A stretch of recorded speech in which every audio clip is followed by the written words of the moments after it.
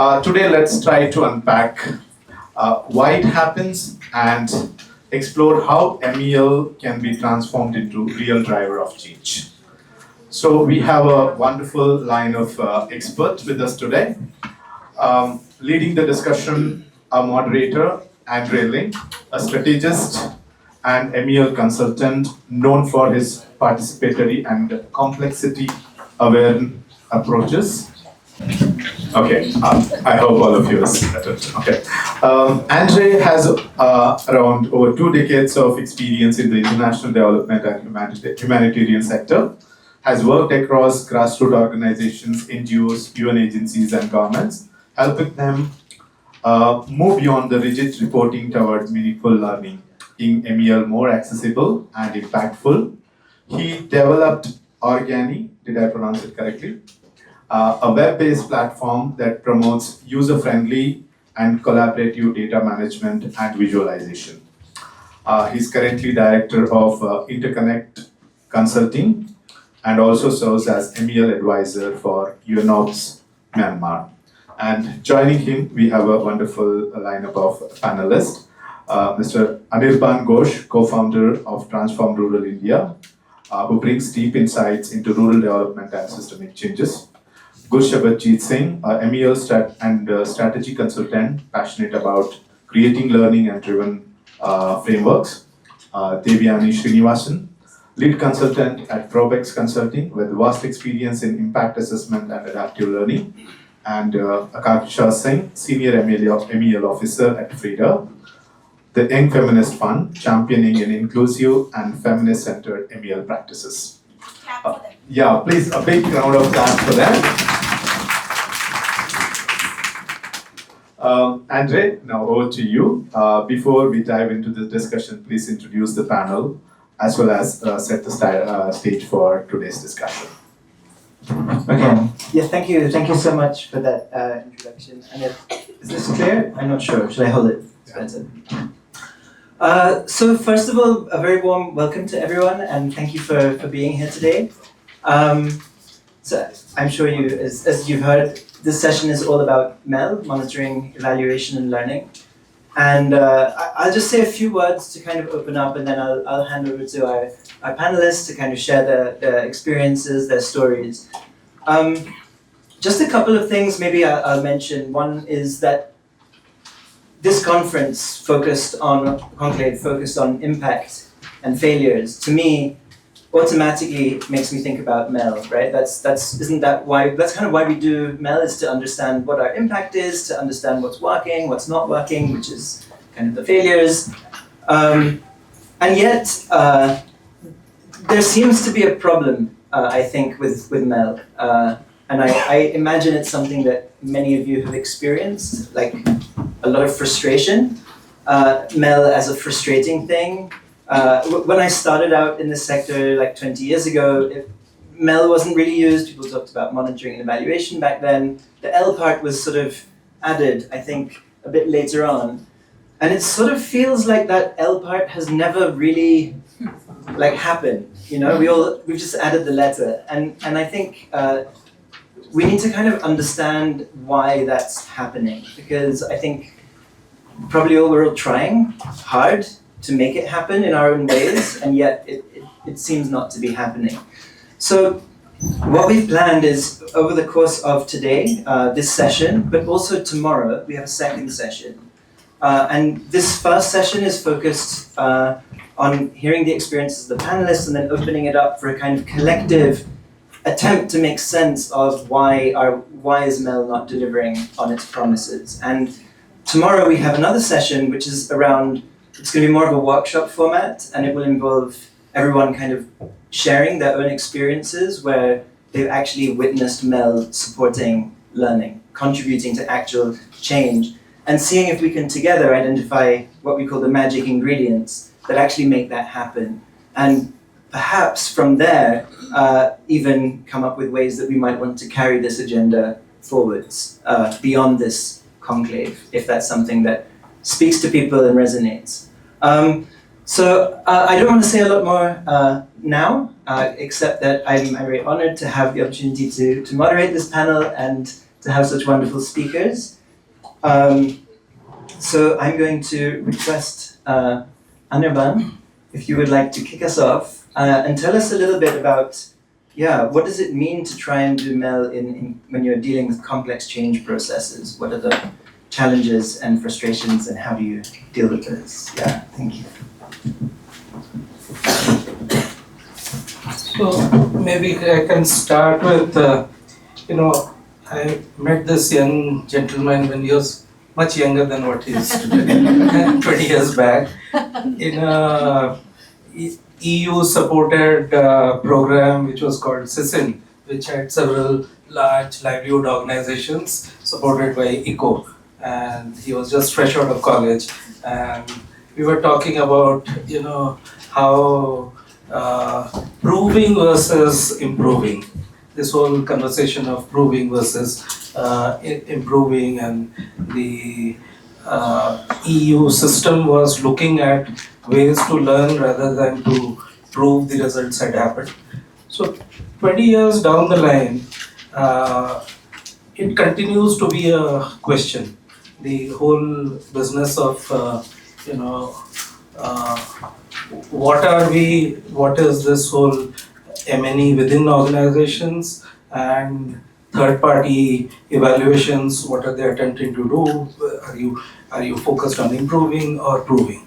So this has been, for the last 2-3 decades, this has been the same questions. And my own experience over the last 10 years, when we started, I spent about 20 to 23 years in this organization called Pradhan, and then we started Transforming Rural India Foundation about 10 years back, with this whole question of multi-dimensionality of the challenge. The problem out there is intersector, multi-sector.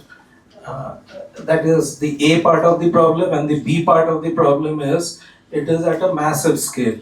You forget about the globe, but in India itself, if you are looking at desperate challenges, at least 100,000 to 120,000 villages out of the 650,000 villages are in desperate situation where immediate action is required. So both these issues of looking at multidimensionality of the problem and the scale of the problem is what I think in the morning our professor from Azim Premji University talked about, that these are complex systems. And typically our MEL understanding typically is looking at linear pathways of change. So that itself is a challenge. And in the last 10 years, we have been deeply involved in attempting to do system push, system nudge. Literally half of TRI actually sits within governments in multiple ministries and departments, trying to embed great working solutions in different parts of the country into the mainstream. And there we realize that having a fair understanding of the complex systems and creating, both, forget about proving, but from even a learning perspective to understand what's happening itself is a challenge. And I find that the current art and science of M&E in India, globally there is a lot of progress happening. There have been people who have been talking about it globally. There are now a few courses in Harvard and a few other places I hear where they are actually trying to look at all this. In TRI we use the Donna Meadows framework for system change. We look at 12 levers of change, and we typically find most of the work which we do in India is between lever number 2 to lever number 7, and we have clustered that into 4 clusters. So all our planning, reporting, internal planning, reporting, tracking happens around using the Donna Meadows framework. But when we are going to communicate to a prospective donor, a prospective stakeholder, they have no clue. And literally it seems that you are speaking Greek to Hindi Bhasi. And it's a massive challenge, and there are system change programs working, say, at I wouldn't name the organization, but they have supported us in a systems change program which looks at reshaping MGNREGA investments at a state level, which is in the tune of 3,500 crores, to be more impactful on the climate lens. But their MEL system wants to measure how many billion liters of water is saved. That's the only tracking they want.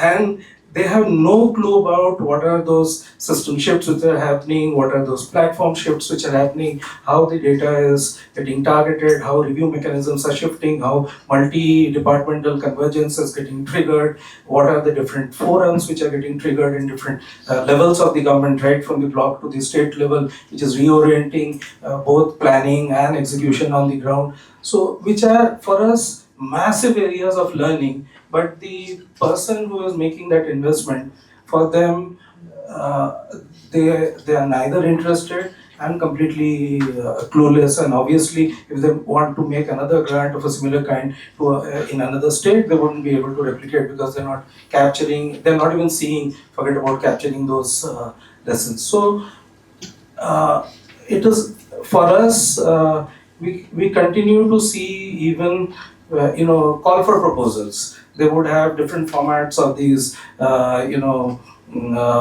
results frame or TOC templates.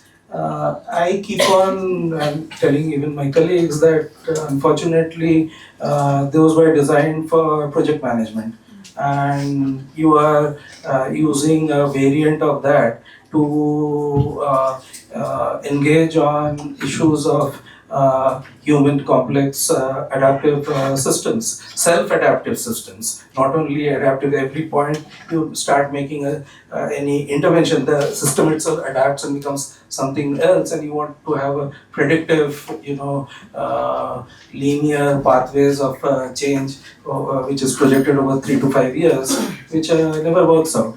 So at some level, we as practitioners, both as project practitioners and the practitioners in the MEL frame, need to stand up and take the bull by its horn that largely what we are doing is not helpful. It's not helpful for the cause, it's not helpful, to be blunt about it, it's not helpful for practitioners, and definitely not helpful for the community. Anshu in the morning was talking about how communities are completely disconnected to this whole kahani. At the end of the day, that data or information flows should speak to that Didi on the ground, the woman who is running a self-help group on the ground, a woman who is running a panchayat on the ground, a cluster level federation leader. She should have the power using that, and therefore, unfortunately, we are not designing our systems for them. We are not designing, forget about results, even an understanding of the complexity, which intuitively and innately a lot of the wise women on the ground understand. A lot of the sarpanchas on the ground understand that, and therefore they are able to navigate things and get so many things done on the ground, which we sitting in Delhi and Mumbai are unable to do. So I'll rest at that there is a serious challenge, and somebody has to call that the emperor doesn't have clothes.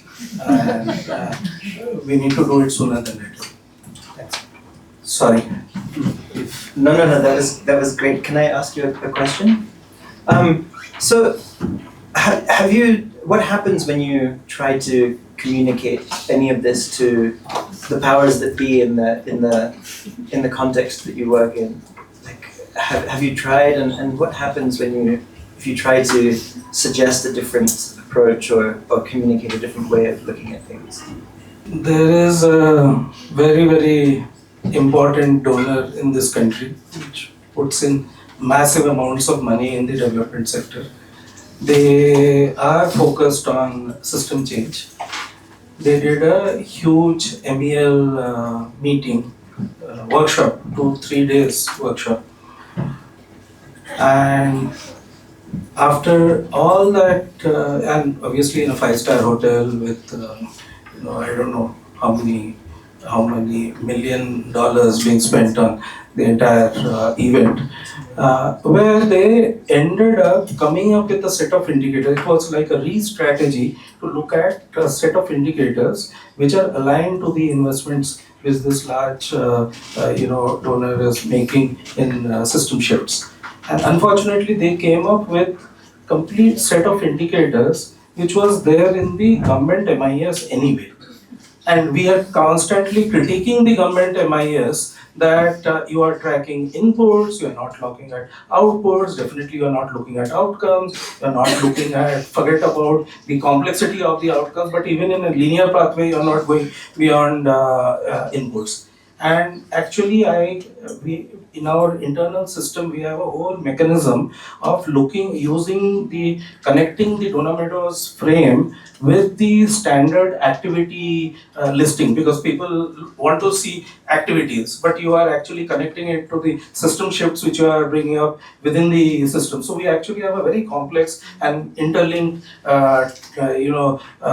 tables with structures, where if somebody wants to see if this is the system shift trying to do, these are the set of activities and these are the inputs and the outputs in those activities. So this level of detailing is there in around a large infrastructure development program.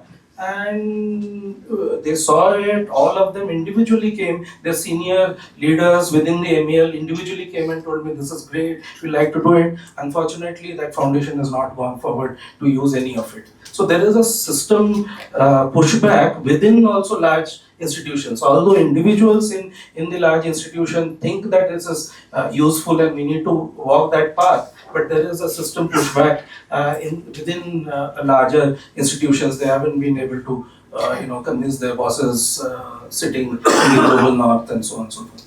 So it's a journey, and I think our duty is to raise the voice and keep on pushing. Maybe 5 years, 7 years down the line, things will start changing. So maybe this is a good beginning.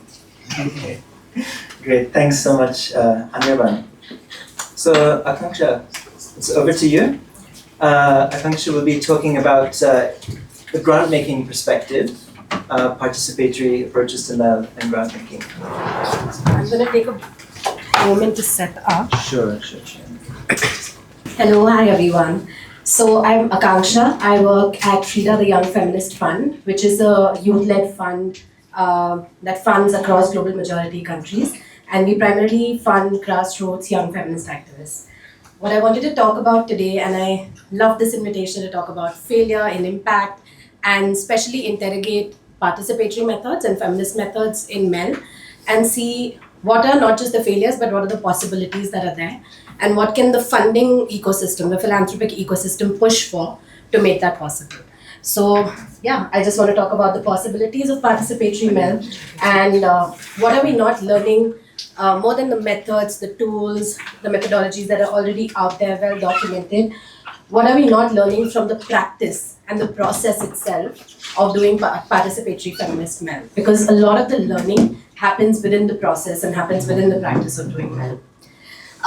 The example that I wanted to take goes a while back actually. The guidance I was given was to choose a single point of failure and then sort of weave my story around it. So the single point of failure comes from a study that we were doing, where we wanted to measure change that is affected through community-based programs that are related to early and child marriage. So we were essentially looking at programs all across India that were focusing on early and child marriage, and we wanted to look at what are the different kinds of change that are affected through this programming.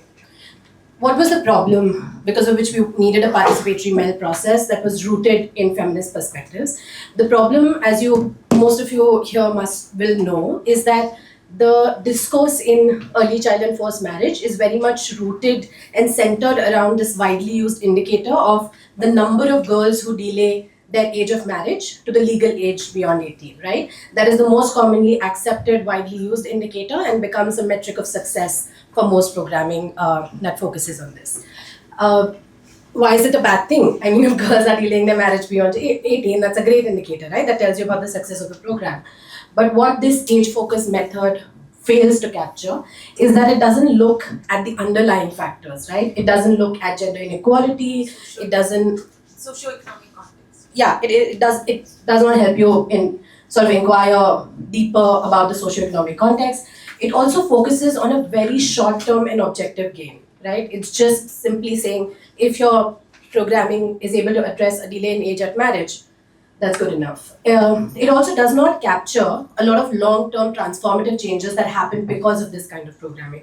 What we notice in our research, and I'll talk a little bit more about that, is that when these organizations were focusing on ECM, they were also looking at greater self-confidence in girls, right? Girls who were bargaining with their families, who were negotiating within their sort of social circumstances, were developing greater self-confidence.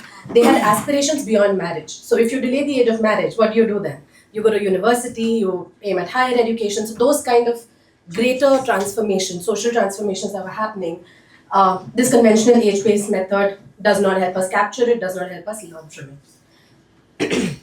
So what was our approach? Our approach was that grassroots organizations and the young girls and women that they work with, who are the closest to this issue, are the ones who are best placed to define what success of these programs look like, right? And they also know what are the multiple factors that influence this success or the lack of it. And what we chose, a tool that some of you might know about, is outcome mapping, which helped us, which was essentially a set of tools that helped us gather the information on behavioral changes, right? And I won't go into the technicalities of boundary partners, etc., but it was just a method that kind of suited the needs of the project. So that's all great, right? We were using a feminist perspective, we were working in a participatory manner with the organizations themselves, with the young women and girls. So why did we fail? To talk about the failure, I'll talk a little bit about the approach. This project spanned about 5 years. The first 2 years were spent developing the MEL framework along with the organizations themselves, right? So the first 2 years were capacity building around MEL, a lot of in-depth conversations with the organizations to discuss what are the indicators of change that you would like to see, right? What would be the, how would you actually essentially design this framework? And then also in a consultative and participatory manner, decide what would be the actual process of it. So organizations agreed on, for example, that they would maintain a monthly journal from which they would prepare a quarterly report and send us. And at the time when we were designing this participatory method, this seemed feasible to organizations and this seemed desirable, right? We will, on a monthly basis, we'll get together, we'll talk about the programming we've done, and then quarterly we'll send you a report. The failure, of course, was that grassroots organizations and their staff and volunteers have very limited time. So to get together once every month and then to actually prepare a written report once every quarter was quite a bit of work, which grassroots organizations do not have time for. The reporting timeframes were also too brief for us to assess or document observable shifts in behavior, right? So we were looking at larger sort of behavioral shifts. We were looking at parents allowing more social mobility. We were looking at more collectivization amongst girls, and a quarter or even a year is too brief a time frame for us to be able to capture that change. And skills and technical access are a big challenge. Some of the grassroots organizations we were working with had very limited internet connectivity, had very few staff who were trained to use softwares on which they were meant to sort of report, right? While we had done capacity building in the first 2 years, something we didn't account for is staff attrition. As we all know, in the sector, we have a lot of staff members moving in and out of organizations. So perhaps the original staff members who were trained were no longer there and weren't able to sort of carry the program forward, right? And the last problem, because this was a donor, it should come back. Yeah. Because this was a project funded by a specific donor who was looking at sort of expanding the indicators of change within ECM, what they didn't account for is that other donors still use delaying age of marriage as the most important indicator. So organizations continue to prioritize that as one of the most significant indicators. This brings me to, this sounds like participatory processes and feminist male processes will always fail, right? Because they will always require participation. They will always require sort of for us to look at more qualitative data, which is harder to work with, as we all know.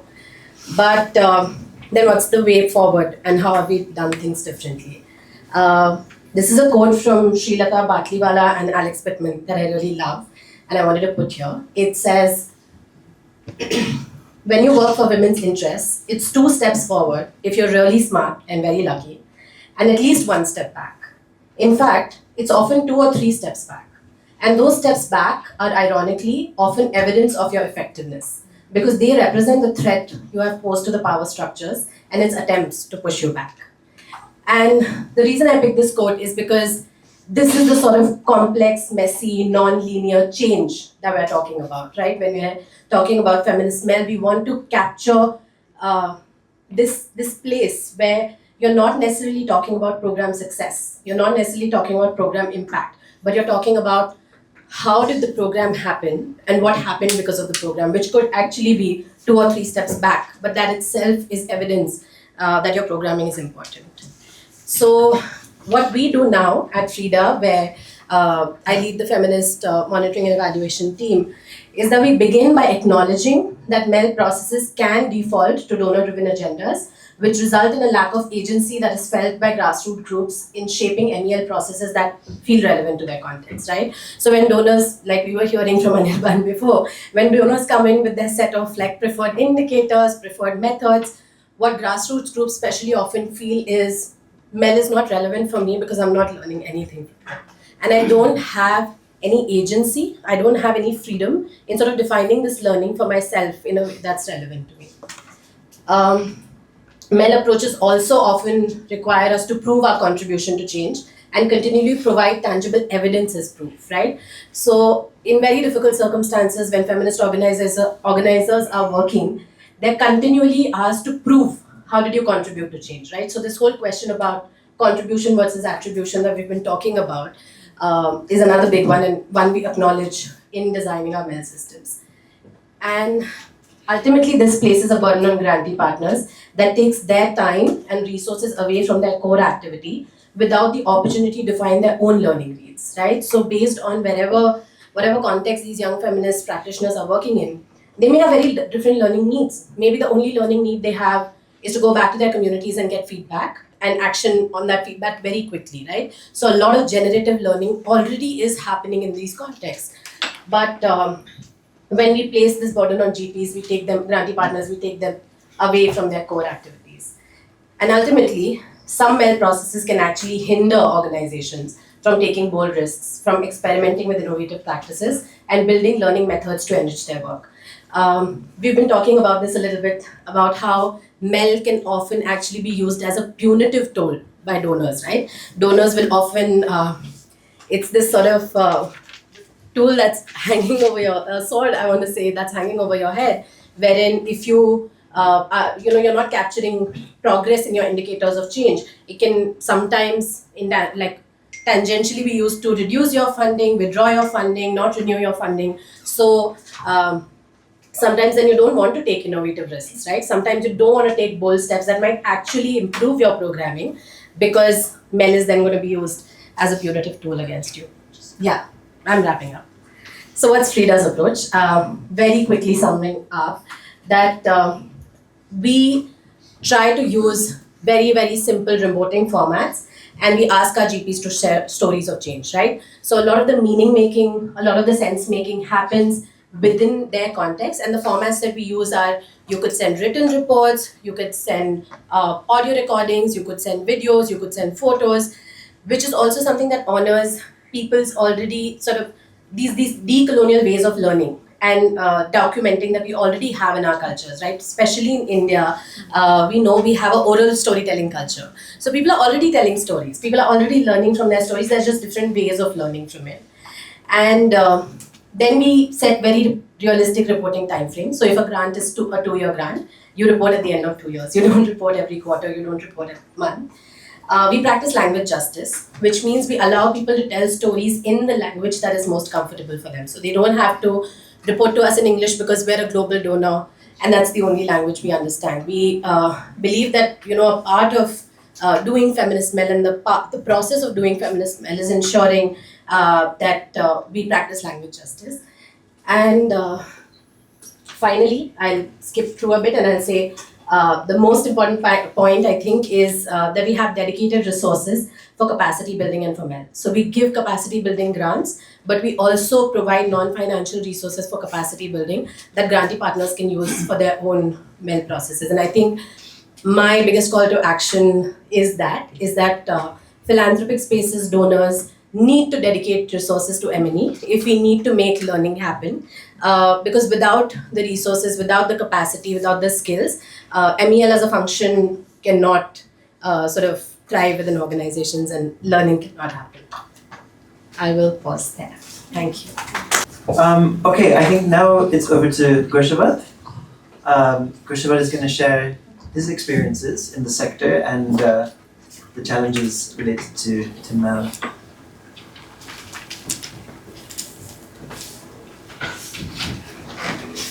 Just in the interest of decentering the MEL expertise, I'll just keep on sitting here.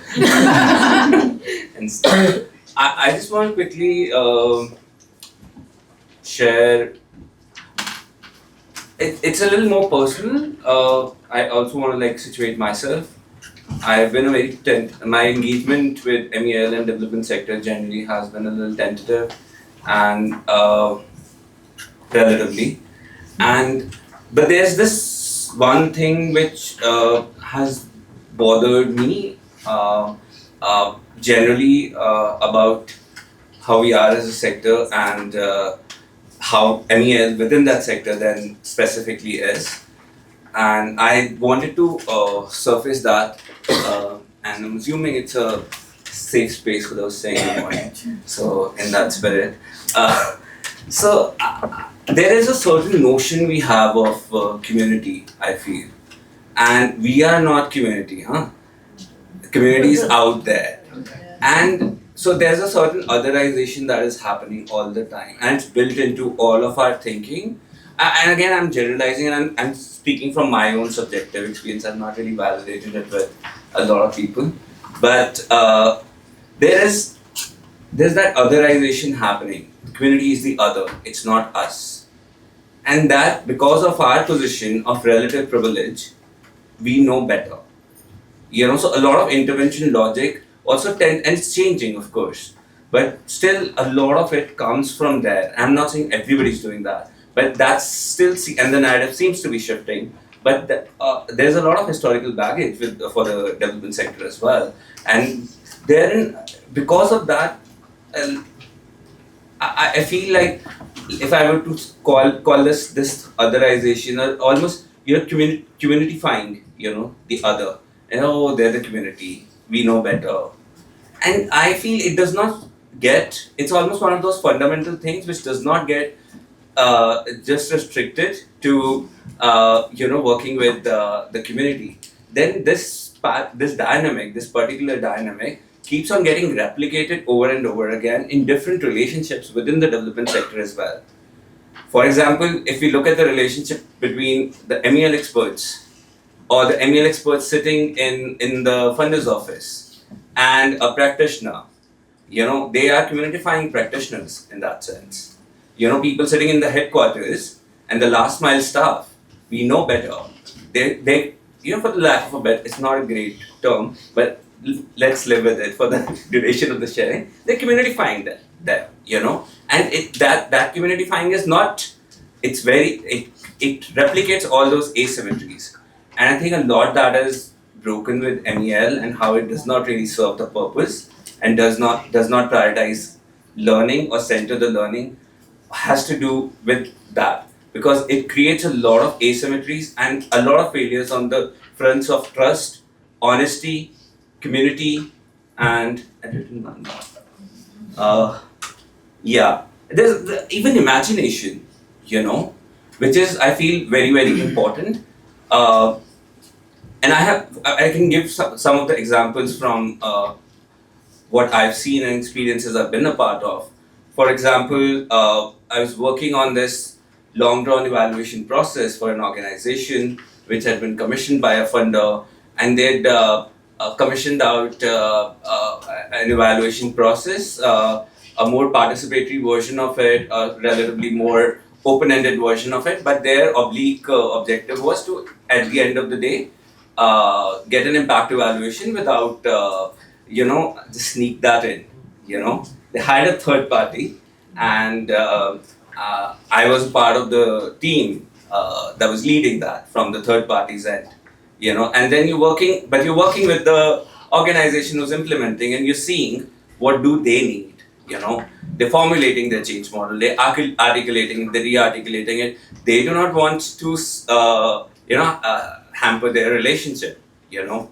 And then they also want to sneak in. And then you are in that difficult position where you're being paid by the funder or the person. Yeah, I wouldn't go so far, but yeah. but you being because they commissioned this out, and then you're also seeing, because it's a long run process. You're closely engaging. It was a more involved evaluation. You're seeing what they need, and you're unable to get them onto the table and to talk honestly to each other. For example, this process itself would have been redundant and much shorter if they'd just spoken to each other honestly, for example. Or if that yeah, and also because I feel MEL has to strategically take space. Like everybody keeps on talking about expanding, or we don't have enough MEL people, we don't have enough MEL resources. But there are a lot of MEL resources, and there are a lot of MEL people, and who end up doing not very meaningful work because they are not strategically deployed. Everybody, there's this dogma that we need more MEL, we need more MEL. But then, what do you want MEL for? And MEL has to strategically take space and not just expand and creep the scope. Like do a scope creep. So that was one of the examples I wanted to quickly share, and. But broadly, I just wanted to surface this thing because I also am keen to hear if this is something that resonates, because I've been feeling this. So I also wanted to see if this resonates with us as a group. And because I also feel, another thing that I feel very strongly about, a lot of times when we think about MEL, we think of technical expertise, a certain kind of a sophisticated technical expertise. And I'm not denying that there's space for that. But then it is not just about that. Because that also, that expectation, both from the client's end, whether it's the donors or the implementers, that kind of pigeonholes the MEL, whether it's the internal MEL people or whether it's the external MEL people, it pigeonholes them into doing that particular kind. And then it's a position of privilege, So then they're also talking down to you. All the time, right? And I'm sure this will resonate because, we know better. And because at the end of the day, we are all figuring out. And in a certain sense, whether we fully acknowledge that or not, we are seekers and we are learning, because I haven't found it. There must be a manual for social change, but I haven't found it. So there isn't one, I guess. Or maybe a readily accessible one, right? So we're all learning. So, and then Mel's job is to center that learning and decenter itself, because learning cannot happen. I can't drive learning sitting in a corner or by myself, or accumulation when you're just accumulating all this data. So many organizations have all this data, and all this backlog of data. Then they're like, if we digitize this data and put this into an MIS, the knowledge that we'll be sitting on, and the knowledge we'll use. But that never tends to happen, right? And there's a reason that data is sitting there in the first place, right? So learning is a very social process. It's very social. It's very political as well, because learning for who? And whose learning gets prioritized? Is it my learning? Is it the community's learning? Is it which community then? And is it possible? What do those structures? For example, I have a few questions which I want to finish with. So I'm just wondering,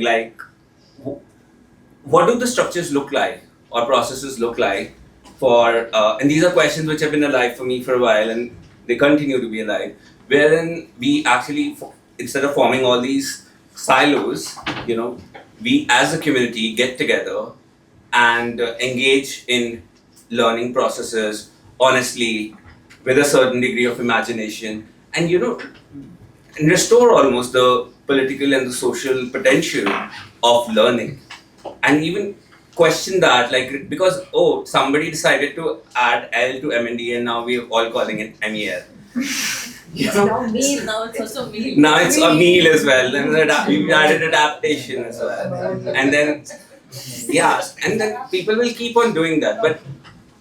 But the question is, how do we even like get moved towards looking at its social and political potential? But I'm sorry if it sounded a little rat-like, but that's how I feel, and I just wanted to share that with you.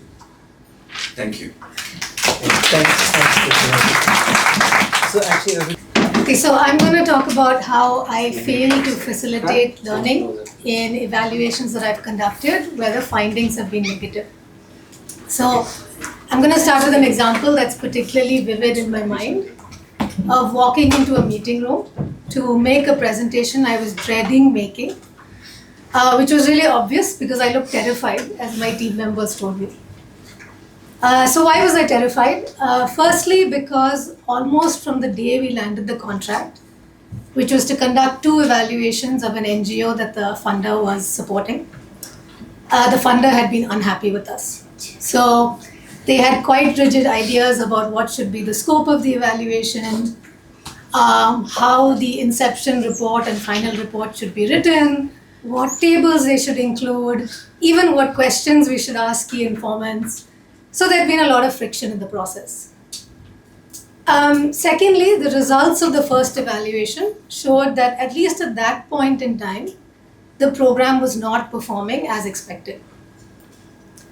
My fears were justified because the presentation did not go well, even to the point that the local head of the NGO at one point raised his voice at us because he fundamentally disagreed with one of our conclusions. And soon after that, our contract for the second evaluation was cancelled. So why was it a failure? Not because the second contract was cancelled, although that was of course unfortunate, but because I believe that the primary purpose of evaluations is to improve social impact and to help us learn what works and what doesn't in doing that, and not as a compliance requirement. So for me, any evaluation that only is a compliance requirement and does not lead to learning is a failure. Unfortunately, this wasn't the only time it happened. It happened again a couple of years later. And that time the evaluation was commissioned by an NGO and there was no donor pressure involved in the process. So what were my main failures? There are 2 failures that I can think of. One, I did not explicitly ask who our client was early enough in the evaluation. And secondly, I allowed the evaluation to be treated as a product rather than as a process. So in the first example, there was minimal involvement of the NGO in the evaluation, and that was by design. All our reports went to the donor, almost all of the communication was through the donor. But I think if I had explicitly asked the donor who is our main client, I think that would have created an opening either for them to reflect on it and to think really about the role of the NGO in that evaluation, or for us to kind of negotiate for a more substantial role for that NGO. Secondly, what do I mean by I allowed the evaluation to be treated as a product rather than a process? So this donor had a policy of publishing all their evaluation reports on their website. And they were quite proud of that policy because for them it was the gold standard in transparency. But what it did was it focused all of the funders' attention on that actual report and what it would look like. And for the NGO, it was like suddenly being asked to be naked in public, right? I mean, the whole concern was about how is the rest of the world going to perceive me when this report comes out, rather than what am I learning from it. In the second example, I actually thought the client was the NGO, right? But suddenly, almost at the end of the evaluation, they sent the report to their board, who had not been involved at all. And the board reacted very negatively and they said they couldn't approve it. So I think even then, I should have asked really who was the main client. And maybe at that point, the fact that the board needed to be on board would have come out. And I think again in their case, they were celebrating a 10-year anniversary. And so they had planned this anniversary event where they were going to do a presentation on the results and share the report. And I could have seen that coming. But I didn't raise the issue at that point, which is that, you're putting a lot of stakes on this evaluation, and is this really the best thing to do?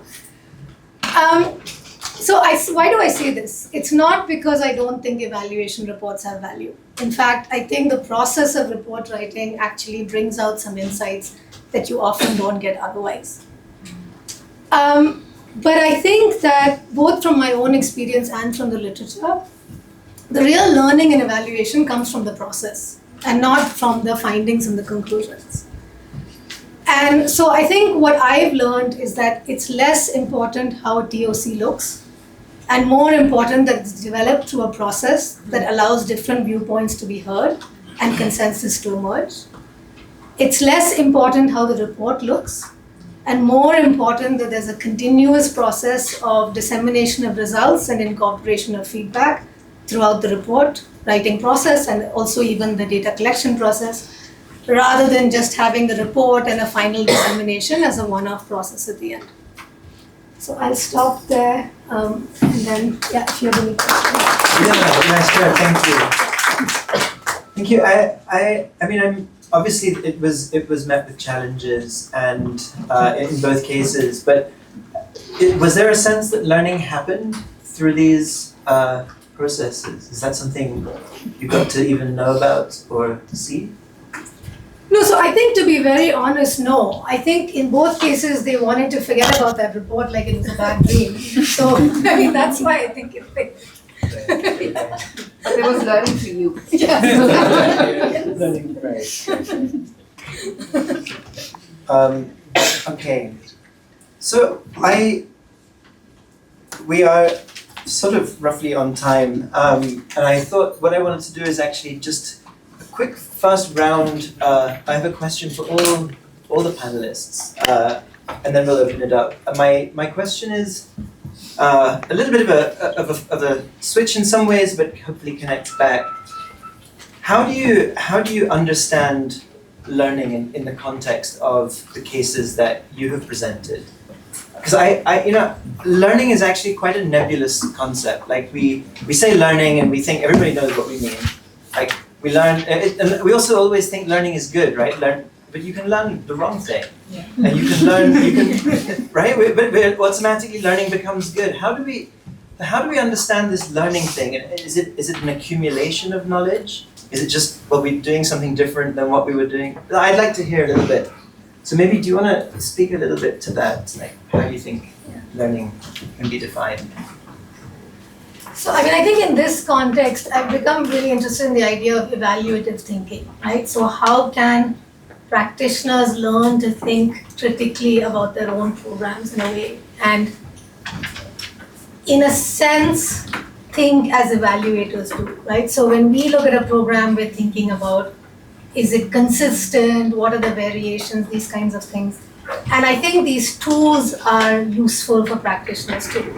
So when I think about learning, I think it's more about how do we use some of the tools of evaluation in program design, program implementation. And for me, if I could help anyone do that, I would feel like that would be success. Yeah. Wonderful. Thank you. Anirban, over to you. I think, again, from the morning session, this whole business of the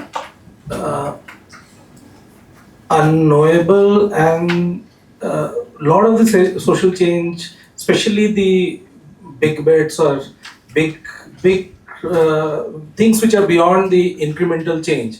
The current mechanisms of ML do pretty well in the incremental change space, but the moment you are thinking about a large system shift or some big bold idea which breaks away from the norm, so there's this whole business, whole world out there which is unknown. The complex system, even with the mapping which you are doing before you are entering into that, still there is lots of pieces of that which is unknown. So if I am able to learn action to the self-adaptive changes happening in that complex system, that itself is a great learning for me to figure my way through that maze. We look at ourselves, and that's the way the development sector in India and globally is. We are a small actor in a large canvas, and that is the way it will always be. So in that situation, for me, learning is to understand the interconnections within the system, and for every intervention, action, engagement we are doing, to keep on understanding how the whole complex system is self-adapting and possibly attempting to, as she was saying, possibly attempting to keep status quo, keep pushing these nudges of change back. So even that understanding of that will be learning for me, and if some process, some mechanisms, tools help me to do that, I'll be glad to adopt. I think I relate a lot to what Gurshabadjeet said about we've kind of almost mythicized this MEL skills, technical knowledge, MEL expert. I think learning is always happening. Learning is generative and emergent, and I think in feminist contexts, especially that I work in, practitioners are constantly learning from the feedback that they're getting from communities. They're learning from backlash, right? Backlash is one of the most sort of, if you look at GBV programming, you look at queer rights, youth rights, the community response is immediate and the learning is also very immediate, right? So that immediate generative emergent learning keeps happening, and I think what we need to do is demystify MEL a little bit to say learning is not a set of tools, but it's a set of principles, right? Can I focus more my attention perhaps on, say, principles like valuing diverse opinions? Can I focus myself on principles like everyone's voice is heard in equal measure?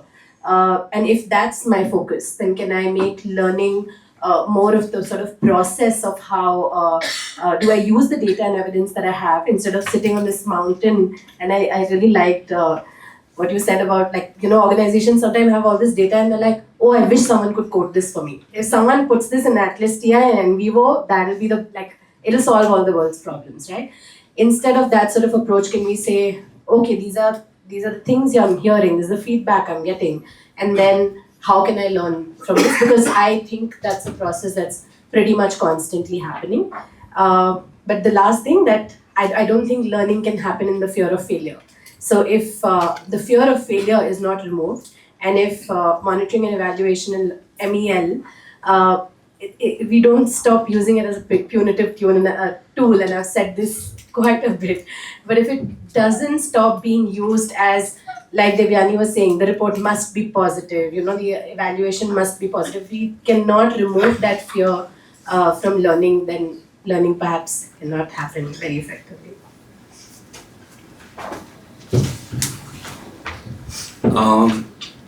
For me, the way Ande said, it's very nebulous. So I think whatever I said, it's very fresh for me. So I'm going to share from there what I feel it looks like. Maybe if I'd shared something else, it would look that, because I think that is the promise of it as well, because I think there's a promise in learning as a concept being nebulous.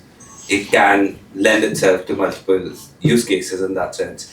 But for me, right now, I feel that I would situate it somewhere between the polarities of criticality and the bullheaded momentum that we see generally in terms of action. It's somewhere, it's situated within that polarity, but it is also social.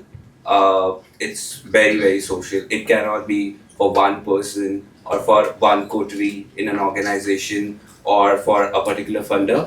So it has to be social, and it has to be a more inclusive social for it, I feel, to be, and maybe I'm just being too ambitious. And I also feel like it has to be situated in structures which allow for it, because learning to sab karte hai. But it's a good thing to say, like Andre was saying that it's become one of those, like it's like a virtue signal. It's like virtue signaling, right? Like, it's a good word to add in the mix. So we are a learning organization. We want to be a learning organization. We want to learn.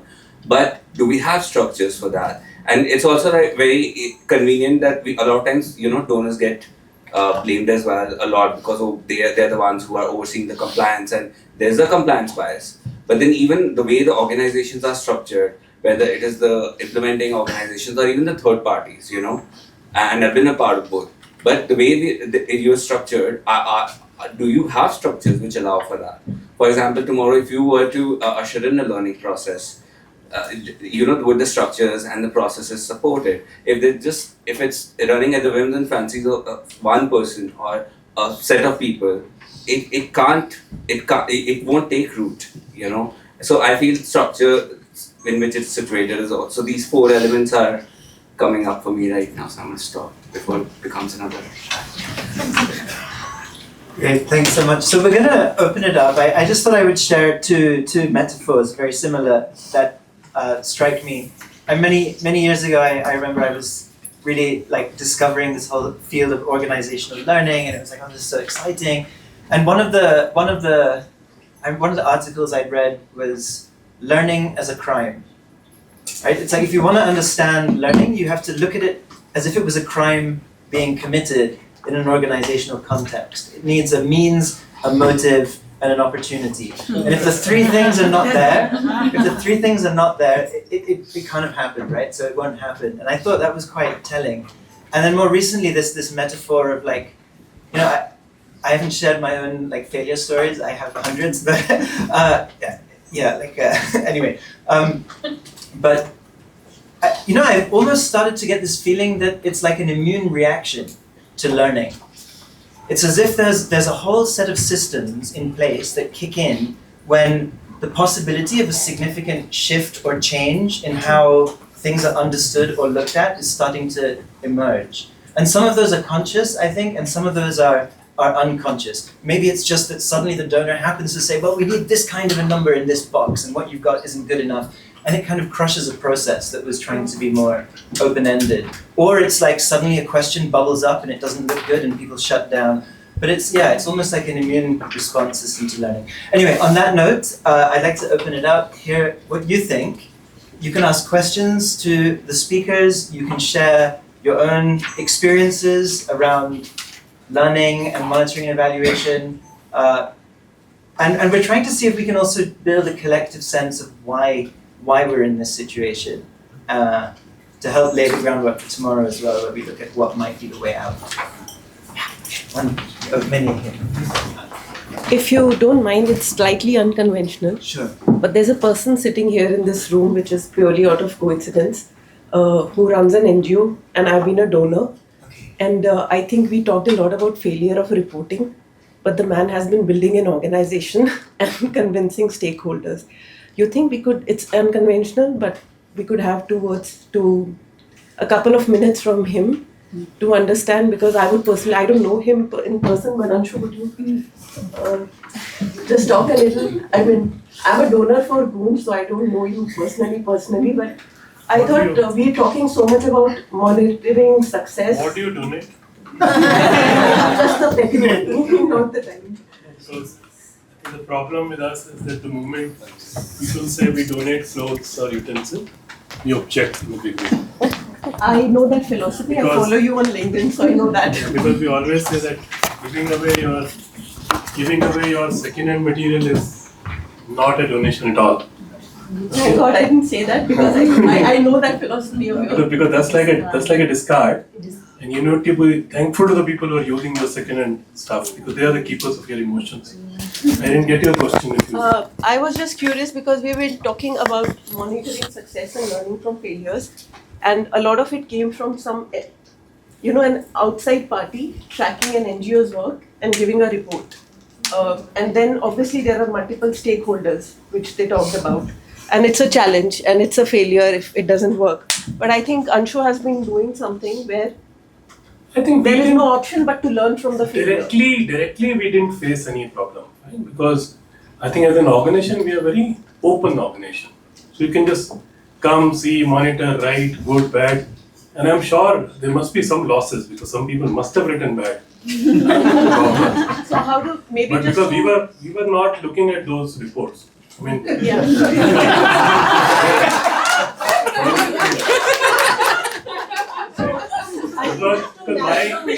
my personal philosophy about this entire funding and donor and all that. I mean, and it's an organization which even needs almost 70 crore rupees to survive right now. We are a hardcore logistics organization. We do not distribute clothes. We do hardcore rural development work, whatever people know. But my point of view is that this entire language has to change. Right? So, I mean, we are also, as an institution, we are also giving a lot of opportunity and chance to the funding community to do a good job. But unfortunately, it's always the other way around. I mean, It's not understood that. I mean, they start calling us beneficiary. Either beneficiary or a vendor. We are only two. We are never an expert agency and whatever. So we are putting our foot on that. We are changing that language. We are also questioning the very basic that if I give time, I am a donor. But when the community gives time, how come they are beneficiaries then? If I give money or material, I am a donor. And when the community makes a bamboo bridge and give bamboo and stone and, you know, all the sea, everything they give, how come they are beneficiaries? So I think this has to change. So we are not manipulating. We are opening up. We are asking them, you go wherever you want, right? And I'm sure, I mean, even if a guest comes to your home, you start checking your bed sheets and all that. We don't do that. We say, you decide the area, you go. And I'm sure we must have had some losses because of that. And if we suffered those losses, we deserve those losses. But that's our philosophy. And how do you manage that stakeholder thing? Because everything here was about, handling the stakeholder expectation, the donor expectation. I mean, if someone comes with a huge format, what do you manage in any case? You have to fill that format. And they fill that format. I mean, even when 2008, and please don't think that it's arrogance. And if you think it's arrogance, it is arrogance. But 2008, we won an award from the World Bank. It was Global Development Marketplace Award. Our balance sheet was 30 lakh. Award was even 1.2 lakh dollar or something. Even in those days, it was 48 lakh or something. World Bank sent us a series of formats, right? Large number of formats. We were sick and tired of filling those. So at a certain point, I wrote to them. I said, well, because of your processes, we are not accepting this. They deputed a person to fill those forms. Because it was a question of the process. Right? Simple thing. And we are working on it, but it's your language. We don't understand. And unfortunately, today, the entire this due diligence work is eating up a huge amount of time, money, energy of the senior most people. Innovators of the organization are filling up the due diligence. I look after Merit for Sustained Plus Energy Foundation. In my previous avatar, I worked as I was in the quality function, okay, and I did that for almost 16, 17 years. And I was always the outsider. And I sadly feel the same in Mel. And I very strongly feel, I think we should remove the monitoring. And monitoring should be an MIS department across the board. Because when we are, even the way we have defined it as baseline, midline, end line, that is what you do as quality assurance. And what Farida said was actually quality control. I see at the end of it, what Akanksha said was, that we see at the end of it, but that also doesn't work because ultimately, yes, I at the top of an organization need to know how is it going. If it's not going, I need to change track, but that is only the monitoring. And unfortunately, I agree with all of you that the indicators that we take are typically the objective of the program and not the little lessons that we learn. So I also appreciate what you said, Devyani, about evaluation thinking. And I very strongly feel the evaluators need to be the program managers who actually go on the field. It cannot be somebody who sits outside and creates a well. Yes, we need that as well because we need to get those qualitative inputs, analyze that data, look into that data, quantify that data, explain that data. But at the same time, I very strongly feel that monitoring should be divorced from the EAL or the EL or whatever. So that's my point. I don't know how many of you would agree with that. Thank you. Can I just respond to A clarification point. It came up in the plenary sessions today as well, right? There is a very, even as a feminist funder, you're walking this tightrope of there is compliance and due diligence that you need to sort of do, but you also don't want to give your grantees like 500-page proposals to fill, or like you were saying, some formats that you need to, sometimes you really need to hire a special consultant who's an expert in filling up a certain kind of format, right? So we want to move away from that.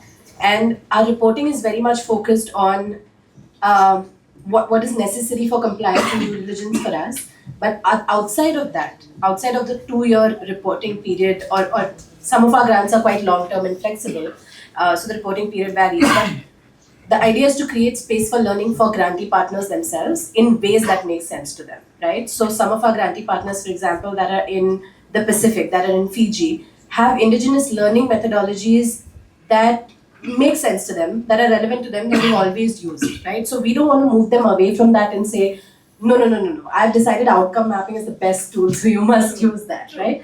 So learning, like I was saying, is emergent and generative, and we let that happen in its own way.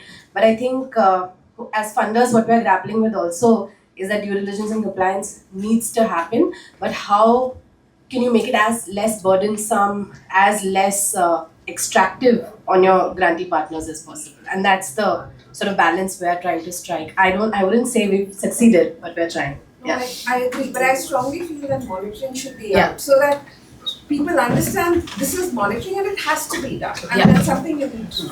And evaluation and learning is that's when you get more So better answers. we'll just a brief response from Anirban, and then there are more hands. I want to make sure everyone gets a chance to be what to say. So, Manisha, I fully agree. And actually, in TRI, when we started, we understand that this is a cross-cutting function. It cannot be diverse. So we don't have an MEL team. I run a 100 crore organization without an MEL team. And every project manager's responsibility is to look at, so there are simple, tech-supported architecture, but it is the responsibility of the project systems to, look at the data, engage in review. So we don't have a separate team at all. Thank you. Thank you. And we were like, hello, so when is the report due? And they were like, no report. And the way that had worked is that donor had gotten to know us really well first, had been following our work for a while, had formed good relationships, decided they trust this organization, and they gave the money and they left. And think of how much headache we would all save ourselves if that became the basis for donor non-profit relations, instead of all of this monitoring, evaluation, etc., etc. So it's kind of a challenge to donors, maybe. How about rethinking this whole model? And, you work on cases of radical trust with community. How about rethinking the relationship between the NGOs and the donors as well? Sorry, that's a challenge. Yeah. So there's some hands. There's one lady at the back there, and then Hi. And then after you, please pass it to the. Yeah. My name is Shore.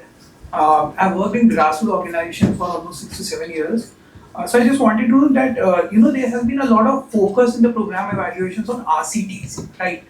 And there's a certain some sort of an elite capture around RCTs, that there are only certain big organizations can come and do RCTs, and it's a complex methodology in that sense, right?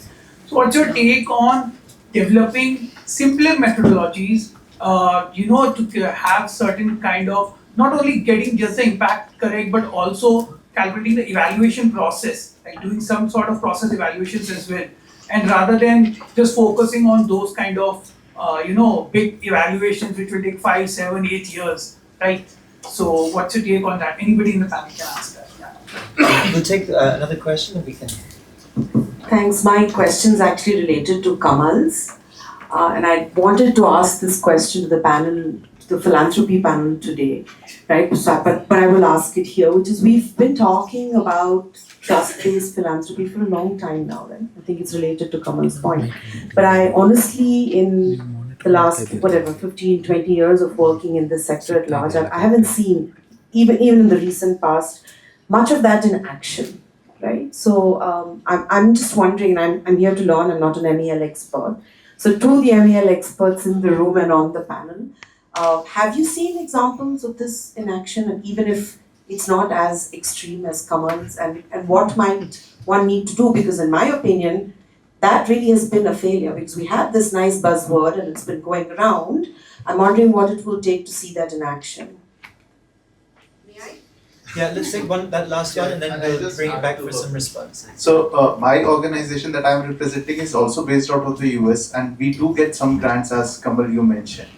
And we also get some grants at the extreme end, what we were discussing. So I think the grants where the money is there and you have to deliver, there we have more responsibility, because then we have to prove ourselves again. So I think that's the trust-based philanthropy model is really great in that sense. Passage we have time. Do you want to answer and then I can ask, that's all right. Yeah, I think last one, then we'll bring it back. Thank you. So hi, I'm Divya and I'm representing Saha Zero Waste. So I have a fundamental question to all the funders here.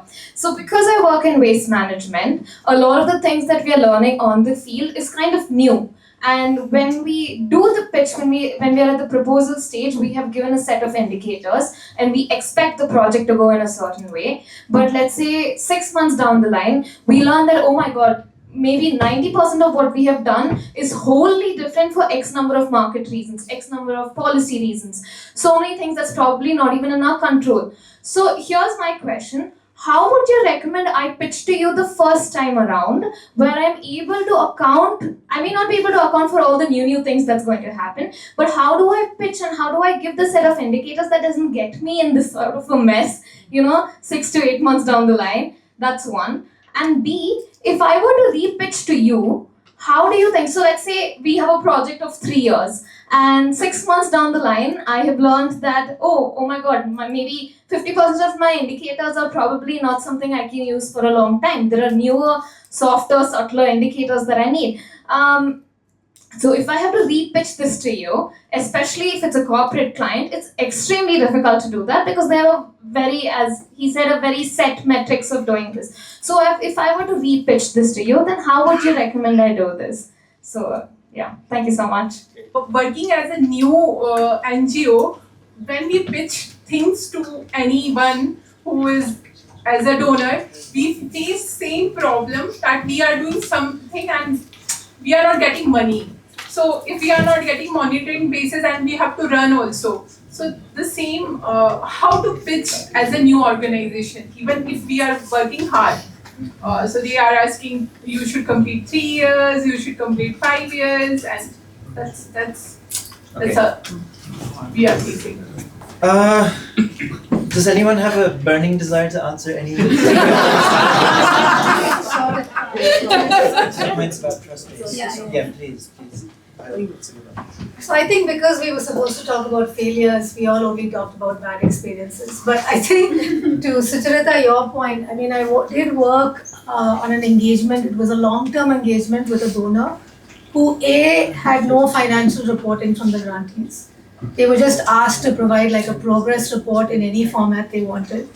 And then from my side, the really powerful piece was that the evaluation was optional.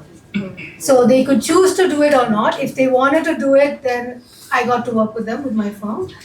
And they would drive the agenda of what were their learning questions, what would they learn. And I think in terms of what worked to create learning, that worked a whole lot better. And I think the fact that it was optional was a huge piece of that.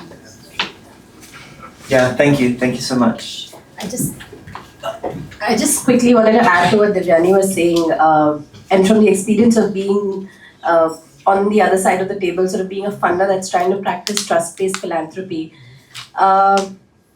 we have a very similar model, right? That your financial reporting is not some set format. It's kind of up to you to say how was the funds spent down. Evaluation is optional. Monitoring is optional, but learning, we create space for and we create capacity and resources for that. But I want to highlight the challenge of doing that, right? So as a fund that is not endowed, or that's not a spend down fund, we also have to fundraise. And what then often ends up happening is that you have restrictive funding that requires you to in turn transfer that compliance and due diligence burden to your grantee partners. So I think as philanthropists that are trying to practice trust-based philanthropy, you have to do two things. One is you build processes and practices that are trust-based, that are equitable, but then you have to advocate with the philanthropic ecosystem to say, this ecosystem needs to transform, right? And I think the larger philosophical question is, why does philanthropy exist, right? And why is the hoarding of wealth in the global north happening in a way that then requires aid to flow in certain ways, and that in its very essence is not just, right? And so a system that's not built on a foundation of justice cannot be a just system, cannot be an equitable system. So I think for philanthropy to be truly transformative and to be truly equitable, there'll have to be a fundamental shift in how this practice sector, whatever we may want to call it, exists, right? So yeah, I think trust-based philanthropy is a little bit of a buzzword, but I think even when folks are trying to do it, you're up against a system that's rooted in certain kinds of inequalities that are going to be very hard to shift. I just want to quickly add that this whole idea of, Mel being redundant, how much of it is coming out of a space of lack of trust. I feel it's a very curious idea, and we are workshopping some of the ideas tomorrow as well. But I think it could be interesting to see as to how, for example, the compliance bit, because there's no denying that there's a lot of compliance load on MEL. So much so that most of the questions are around that, the compliance expectations. We're not even getting to the point where we're like, oh, what did we learn? Because there is no blueprint, right? We are all learning, right? And whether as implementers or funders, so it could be interesting. I don't know. I feel like it could be an interesting proposition to reimagine learning and how does it get centered and what the process is around that. But that will also need a lot of dismantling of, like, MEL is in itself a subsector and all of that. So all those interests come in place and all that stuff. But I think that is, I don't know, there's an idea perhaps we could explore a little more when we workshop tomorrow. Yeah, thanks, Gurshabadjeet. Just maybe a few thoughts on from my side on what I've been hearing. I also feel a little bit like somewhere from this conversation, the question of learning actually seemed to disappear. We don't have answers. Nobody. I mean, you can say our organization has all the answers. We do it perfectly. I can't believe that. Like, you can say the community has all the answers. I also can't believe that. I love to believe that, but I just don't believe that. The problems are so entrenched, so systemic, so large scale, so complex. We are entangled profoundly. What we're doing here affects the people there, our market systems, our states, whatever. We need to figure this out together. So for me, the question when we say, oh, trust-based, enough of this M&E burden and hundreds of due diligence formats. Yeah, I agree. But how are we sharing our knowledge with each other? How are we learning from each other? How are we building a shared understanding of what is going on? Why is it going on? And how do we make a difference? Like, I think that's the question. That's the big question. Rather than, like, we just want all hands off, just let us do our thing, don't ask us any questions. That's not about trust. That's like, I'm fed up with being asked questions, so stop asking me questions. Which I get, right? Like, I'm often the guy asking the questions. And I get asked questions, it's annoying. But I do think that somehow we need to shift this to how are we building knowledge together? How do we build valid knowledge together that we can share with each other about what works, what doesn't work, why, and how? And so the question about RCTs, yeah, an RCT is a tool, right? It's like a sledgehammer. You can use a sledgehammer to achieve something. You can also use a spanner or a screwdriver or something else to do other things. So everything shouldn't be an RCT. There might be certain problems that we collectively agree. In this case, yeah, but it got turned into a gold standard. It got turned into something that was the pinnacle of judging worth or effectiveness. And that's a disaster. And that globally, the pushback against RCTs has been significant. Sure, some people with lots of money still want to fund those things, but they're not the answer to everything, and they're probably not the answer to most things, and they're probably not the answer to systems change and complex problems where you need diverse perspectives and viewpoints and understandings and narrative understanding of change processes and unexpected things that were not in your survey design. So I think we need to really open up our idea of what MEL should include and think about how we turn it into things that actually support this collective creation of shared knowledge, shared understanding that helps us transform things. Yeah, so I think we can conclude. We've got like 4 minutes left. It would be great to have a sense. I don't know, is there a sign up form for? It would be really great to know who's interested in showing up to tomorrow's session, so we can plan a little bit. We should be looking at,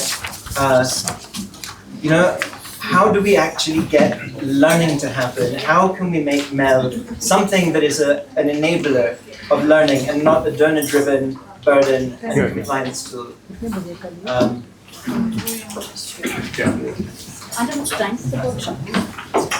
It's the same time. Same time? No, 3 to 4. 3.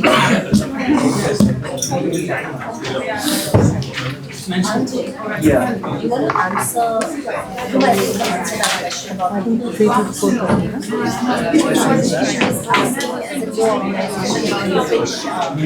donors if you're sort of Yeah. Do you want to try and answer that? One second. There were two questions. There were two questions on both of you asking for, what do you pitch? There are no one answers.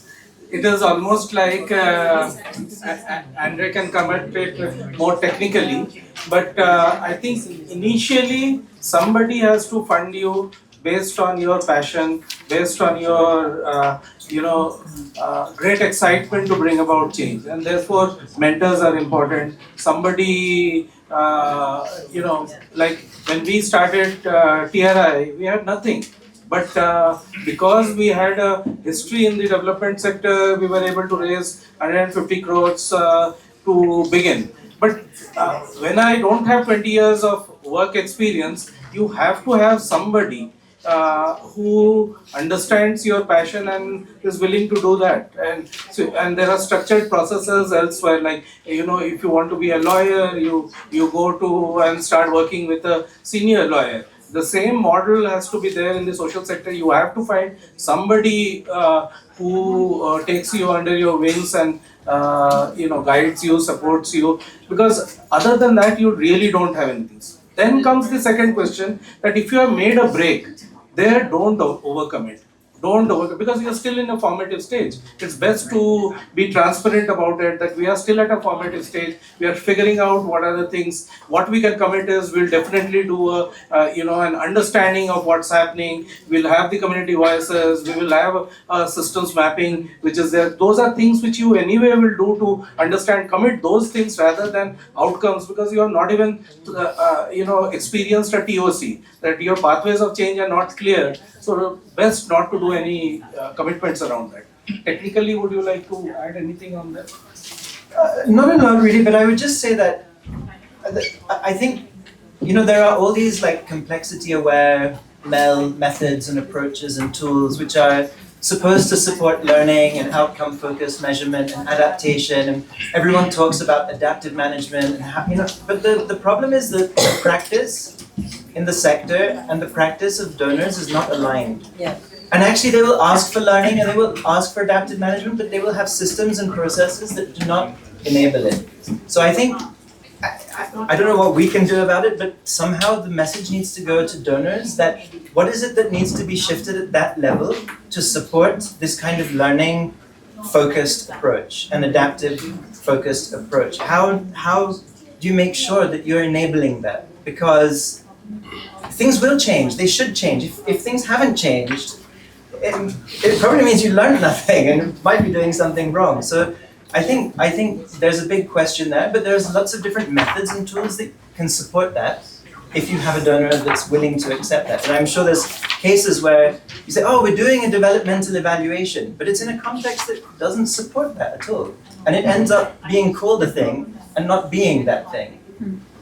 And that's very frustrating. Can I add a line? Sorry. This trust-based thing. So I think what we should do, we are underestimating the power of millions of individuals. Yeah. Yeah.